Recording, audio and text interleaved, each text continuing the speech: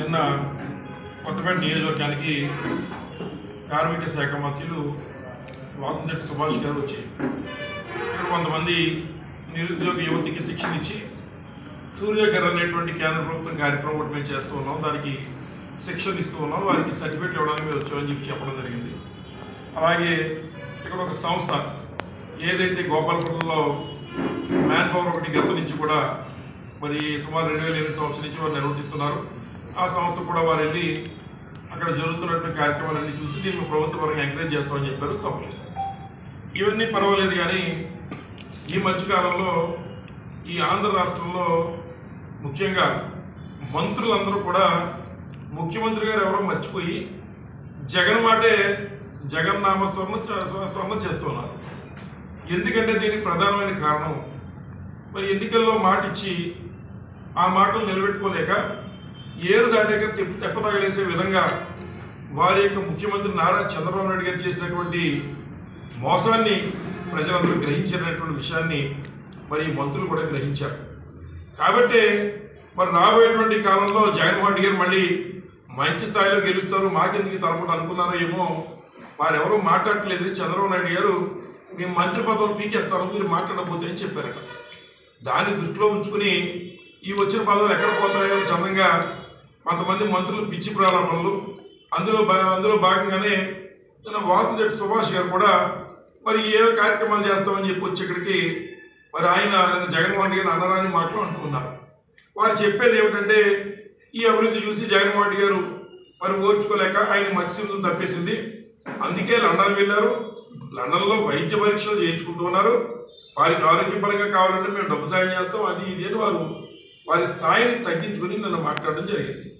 మామూలుగా మనందరికీ తెలుసు అల్జీమర్స్ ఎవరికి ఉన్నాయి ఈ రాష్ట్రంలో, నారా చంద్రబాబు నాయుడు గారికి ఉన్నాయి. అలాగని మతిస్థిమితులు లేని వాళ్ళు మతిస్థిమితులు లేని పనులు చేస్తారు. ఈ రాష్ట్రంలో ఇది ఎవరు చేస్తారని చెప్పి ఒకసారి మనం ఆలోచన చేస్తే ప్రస్తుతం మన ముఖ్యమంత్రి ఉన్నటువంటి జగన్మోహన్ రెడ్డి గారు ముఖ్యమంత్రి కాదు, కానీ మరి ముఖ్యమంత్రి ఎవరు? నారా చంద్రబాబు నాయుడు గారు.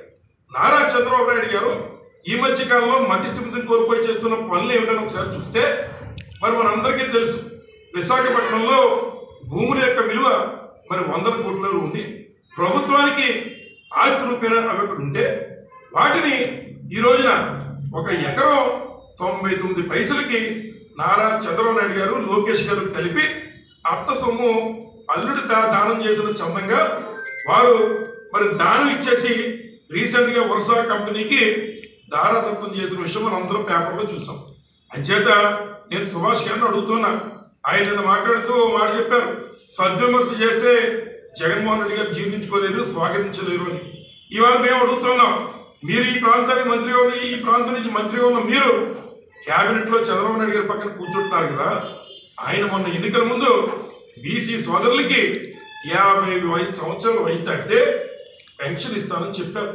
మరి ఇప్పటికీ 11 నెలల పైన దాటుతుంది. మీరు పక్కనే కూర్చొని ఏం చేస్తున్నారని అడుగుతున్నాం. ఇది సద్విమర్శే. ఈ విమర్శకి సమాధానం మీరు రేపు క్యాబినెట్లో చంద్రబాబు నాయుడు గారిని మీ మాట వింటే చెప్పి ఎప్పుడు లోపిస్తారో చెప్పించాలని చెప్పి సందర్భంగా మేము కోరుతున్నాం. అలాగే వరుస భూములు ఏదైతే మరి 1 ఎకరా భూమి మతిస్థిమితులు లేనుడే 99 పైసలకి అమ్మేస్తాడు. రాష్ట్రంలో ప్రజల యొక్క సొమ్ము, అది అత్త సొమ్ము అల్లుడు దానం చేస్తాడన్న చందంగా ఈరోజు 99 పైసలకి ఎకరం అమ్మేసే కార్యక్రమం చేస్తున్నారు. ఇవాళ ఎక్కడైనా ఒక ఇడ్లీ కూడా రావట్లేదు రూపాయికి. అట్లాంటి చంద్రబాబు నాయుడు గారు ఇటువంటి మతిస్థిమితులు లేని పనులు చేస్తున్నప్పుడు మీరు విశాఖపట్నంలో నమ్ముతున్నారు కనుక వాసంశెట్టి సుభాష్ గారు కూడా విశాఖపట్నం వెళ్ళి మేము చెప్పింది వాస్తవమా కాదనేటువంటి చూసి ఆ పక్కనే మెంటల్ హాస్పిటల్ కూడా ఉంది, మరి అందులో వారి ముఖ్యమంత్రి గారిని జాయిన్ చేస్తారని అడుగుతున్నాం. మరి అలాగే కేవలం ఇదే కాదు, ఇవాళ ఏదైతే ఈ రాష్ట్రంలో అమరావతి పేరుతో దోపిడీ మనందరం చూస్తూ ఉన్నాం. ఒక్కటే ఉదాహరణకి మనం తీసుకుంటే 58,000 ఎకరాలు ఉంది, అది సరిపోదన్నట్టు ఇంకా 44,000 ఎకరాలు తీసుకుంటానని చెప్తున్నాడు. ఎవరి కోసం, ఎవరికి సంపద సృష్టి ఎవరి కోసం అనేటువంటిది ఆలోచన చేస్తే ఈ రాష్ట్రంలోనే దేశంలోనే ప్రపంచంలోనే ఒక అత్యంత ధనవంతుడిని మా లోకేష్ గారిని చేసుకోవాలి, ముద్దపై లోకేష్ గారిని ధనవంతులు చేయాలనేటువంటి ఒక తప్పుడు ఆలోచనతో నారా చంద్రబాబు నాయుడు గారు ఈ ప్రపంచంలోనే ఎక్కడా లేనటువంటి రాజధానిని కడతానని చెప్పి మరి 58,000 ఎకరాలు సరిపోదన్న చందంగా ఇంకో 44,000 ఎకరాలు కావాలని అడుగుతున్నారు.